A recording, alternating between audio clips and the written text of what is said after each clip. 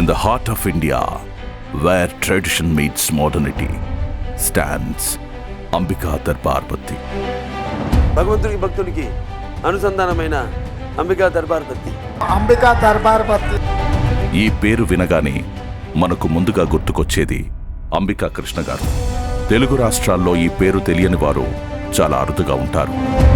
అంబికా దర్బార్ బత్తి founder Shri Alapati Ramachandra Rao గారి రెండో కుమారుడిగా జన్మించిన అంబికా కృష్ణ గారు తన తండ్రి కింది స్థాయి నుంచి మొదలుపెట్టిన వ్యాపారాన్ని అభివృద్ధి చేస్తున్న క్రమంలో తన 15వ ఏట నుంచే సంస్థకు తోడుగా ఉంటూ అప్పట్లోనే మార్కెటింగ్ బాధ్యతను స్వీకరించి ఈ వ్యాపారాన్ని ప్రతి ఇంటికి చేరవేయడంలో కీలక పాత్ర వహించారు.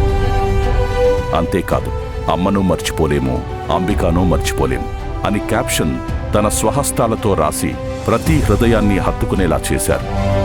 అమ్మను మర్చిపోలేము, అంబికాను మర్చిపోలేము. అంబికా దర్బార్ బత్తి.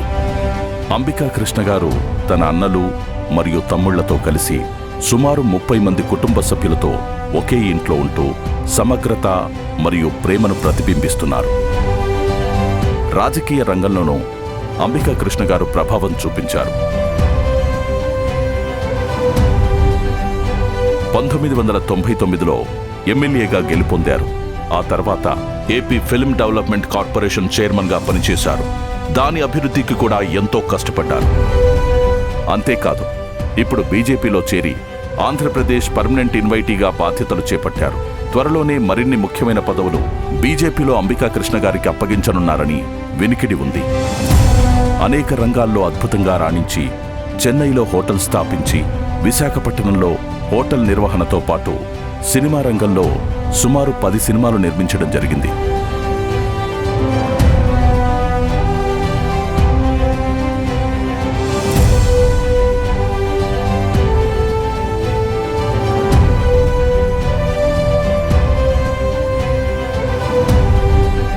ఎందరో సినీ ప్రముఖులతో సన్నిహిత సంబంధాలు కలిగి ఉన్న అంబికా కృష్ణ గారు, నందమూరి బాలకృష్ణ గారు మంచి స్నేహితులు. వ్యాపారం, సినిమా, రాజకీయాలు ప్రతి రంగంలోనూ అంబికా కృష్ణ గారు ఒక శక్తివంతమైన నాయకుడిగా ఎదిగారు. స్నేహపూరిత వాతావరణంలో అంబికా కృష్ణ గారు మంచి పేరు సంపాదించారు. ఇలాగే అన్ని విభాగాలను సమతుల్యంతో అభివృద్ధి చేస్తూ ఈ రోజుకి కూడా భగవంతునికి భక్తునికి అనుసంధానమైనది అమ్మను మర్చిపోలేను, అంబికాను మర్చిపోలేను అనే క్యాప్షన్తో అంబికా దర్బార్ బత్తిని అందరి మనసుల్లోనూ నిలిచిపోయేలా చేశారు.